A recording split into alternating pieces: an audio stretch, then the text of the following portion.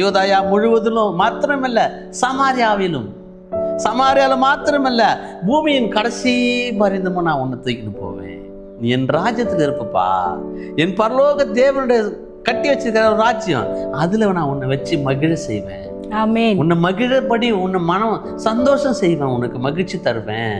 இன்னைக்கு நாம மனசுல இருக்கிற எல்லா பாரத்தையும் கலைச்சி எடுத்துடணும், எல்லா குரோதத்தையும் நீக்கி போட்டுடணும். அது இயேசுவின் நாமத்தினால கேளுங்க, அது உங்களை விட்டு போயிடும்.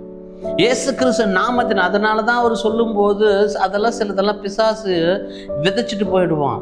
பாரமானது நுகத்தடிகளை போட்டுட்டு போயிடுவான். பாரு, யோசப்ப அவங்க அப்பா கூட நிந்திப்பாரு.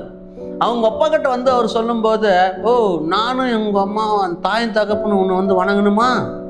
அவர் ஆவியை குறித்து, தேவனுடைய காரியத்தை குறித்து, தேவனுடைய பிளஸிங் குறித்து பேசுறாரு. இவர் மாம்சத்தை குறித்து பேசுறாரு. இப்படிதான் சில நேரத்துல உங்களையே நிந்திப்பாங்க, உங்களுக்கு பாரமா இருக்கும், உங்களுக்கே அகமானம் இருக்கும். நீங்க முதல்ல பரிசுத்தமா மாறுங்கள். பரிசுத்த ஆவியானவர் உங்களிடத்துல வரும்போது அது எல்லாம் சுட்டரிக்கப்படும், அது எல்லாம் அழிக்கப்படும்.